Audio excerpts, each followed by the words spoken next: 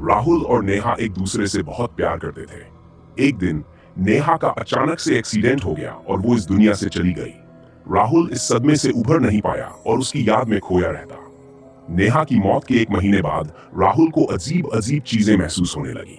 रात के समय उसे ऐसा लगता जैसे नेहा उसके पास है। उसे नेहा की आवाज सुनाई देती, कभी उसके नाम से पुकारती, कभी रोने की आवाजें सुनाई देती। एक रात जब राहुल अपने कमरे में सो रहा था, उसे लगा कि कोई उसके बिस्तर के पास खड़ा है।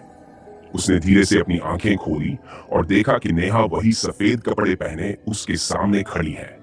राहुल डर गया और चीखने ही वाला था कि नेहा ने अपना हाथ उसके मुंह पर रख दिया। नेहा ने धीमे स्वर में कहा, राहुल, मैं वापस आ गई हूं, मैं तुम्हें अकेला नहीं छोड़ सकती। राहुल की सांसें तेज हो गई। उसने अपने आप को समझाया कि ये बस उसका वहम है, लेकिन नेहा की आंखों में अजीब सी चमक थी।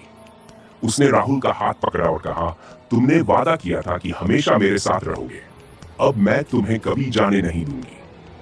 राहुल ने खुद को छुड़ाने की कोशिश की, लेकिन नेहा की पकड़ इतनी मजबूत हो गई कि वह हिल भी नहीं पाया। उसकी आंखों में एक डरावनी चमक थी, जैसे उसकी आत्मा कुछ कह रही हो। और फिर अचानक नेहा ने राहुल को खींचा और वो दोनों अंधेरे में गायब हो गए। अगली सुबह राहुल का कोई अता पता नहीं था। लोग कहते हैं उसकी आत्मा नेहा के साथ उसी दुनिया में चली गई जहां से कोई लौट नहीं सकता। लेकिन उसके कमरे में एक कागज पर खून से लिखा था, मैं वापस आ गई हूं।